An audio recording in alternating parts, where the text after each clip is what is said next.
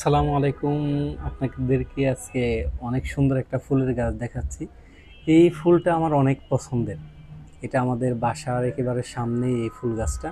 মোটামুটি যখন ফুল ধরে অনেক সুন্দর দেখা যায়। দেখতে পাচ্ছেন এই সবগুলো ফুল যখন ফুটবে দেখতে পারবেন যে একটার পর একটা ফুটতেই থাকবে। এটা হলো আমাদের বাড়ির আরেকটা পাশ, ঘরের সামনে, যেহেতু গ্রামের বাসা এখানেও রয়েছে। এখানে সুন্দর লাগে এই ফুলটা এবং কিছু ফুল ফুটেছে, কিছু ফুল নতুন কুলি ধরেছে, মানে একে একে ফুটতেছে, মানে একটার পরে একটা সিরিয়াল রয়েছে, মানে সব সময় এই সিজনটা যখন আসে সব সময় ফুল থাকে এবং খুবই চমৎকার এই ফুলটা, খুবই দেখতে অনেক সুন্দর লাগে এই ফুলটা। যেমন লাল, এটা অনেক কালার হয়, হলুদ হয়, তারপর আরও কয়েকটা কালার হয়, সবগুলো কালার সম্পর্কে আমার তেমন জানা নেই। এই যেগুলো হলো আপনার বড় হচ্ছে, এটা এটা হলো এর পরের বার আর কি ফুটবে।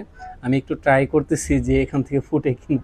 অনেক ফুল আর কি কাছাকাছি গেলে, মানে এই ফুলটাই যখন আরেকটু ফোটার নিকটবর্তী আসবে তখন কিন্তু এইভাবে মোচড় দিলেই কিন্তু ফুটে যায়।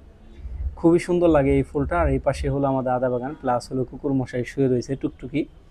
আর এই পাশে তো আরেকটা গাছই, এটা হলো আমার গ্রামের বাড়ির সামনের গাছ, আর ওটা হলো আমার আম্মু থাকে ওই ঘরে আর কি।